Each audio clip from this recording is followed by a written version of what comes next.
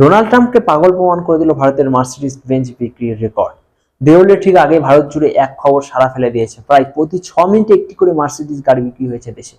নবরাত্রির মাত্র 9 দিনে প্রায় 2,500 নতুন গাড়ি বিক্রি করে German luxury brand Mercedes Benz India গড়েছে এক রেকর্ড। কোম্পানির তরফে জানানো হয়েছে, উৎসবের মৌসুমে ক্রেতাদের সাড়া ছিল অভূতপূর্ণ এবং লাক্সারি গাড়ির বিক্রিতে এমন প্রবৃদ্ধি ভারতের বাজারে এক নতুন আস্থা তৈরি করেছে। এই ঘটনায় যেন প্রমাণ করে ভারতের অর্থনীতি এখন প্রাণবন্ত, আত্মবিশ্বাসী ও ক্রয় ক্ষমতায় ভরপুর। শুধু উচ্চবিত্ত নয়, শহরে মধ্যবিত্তের মধ্যেও লাক্সারি পণ্যের প্রতি আগ্রহ কমেই বাড়ছে। প্রযুক্তি উৎপাদন, রিয়েল এস্টেট ও সার্ভিস সেক্টরে কর্মসংস্থানের বিস্তর দেশের ভোগ ব্যবস্থাকে আরও শক্তিশালী করছে। ফলে উৎসবের সময় বড় ব্র্যান্ডগুলির বিক্রি উত্থান শুধু গাড়ি নয়, বরং পুরো বাজারে গতিশীলতার প্রতীক। এর মধ্যেই মার্কিন যুক্তরাষ্ট্রের প্রাক্তন প্রেসিডেন্ট ডোনাল্ড ট্রাম্প ভারতের অর্থনীতিকে ডেড ইকোনমি বলে মন্তব্য করেছিলেন। কিন্তু এই মন্তব্য বাস্তবতার সঙ্গে একেবারেই মেলে না।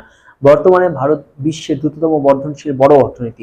আন্তর্জাতিক সংস্থা IMF, বিশ্বব্যাংক এবং S&P গুগলের সর্বোচ্চ রিপোর্ট অনুযায়ী ভারতের অর্থনৈতিক প্রবৃদ্ধি আগামী বছরগুলোতেও 6 থেকে 7% হারে বজায় থাকবে। বিনিয়োগ, অবকাঠামো উন্নয়ন, ডিজিটাল লেনদেন ও স্টার্টআপ সংস্কৃতিতে যে গতি দেখা যাচ্ছে তা কোনো মৃত অর্থনীতির লক্ষণ নয়, বরং এক উদীয়মান শক্তির প্রতিচ্ছবি। ভারতের শহরগুলিতে আজ বৈদ্যুতিক গাড়ি থেকে শুরু করে বিলাসবহুল গাড়ির বাজারে যে আস্থা দেখা যাচ্ছে তা দেশের অর্থনীতির স্থিতিশীলতা ও ক্রেতাদের ভবিষ্যৎ বিশ্বাসের পরিচয়। মার্সিডিজের মতো কোম্পানির বিক্রিও শুধু বাণিজ্যিক পরিসংখ্যান নয়, এটি এক দেশের অর্থনৈতিক আত্মবিশ্বাসের প্রতীক।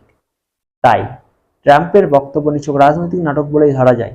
বাস্তবে ভারতের অর্থনীতি মৃত নয়, বরং এক জীবন্ত, উদ্যমী ও সম্ভাবনায় অর্থনৈতিক পরিমণ্ডল, যেখানে প্রতি বছর 6 মিনিটে এক নতুন স্বপ্ন রাস্তায় নামছে, আর সেই স্বপ্নের নাম ভারতবর্ষ।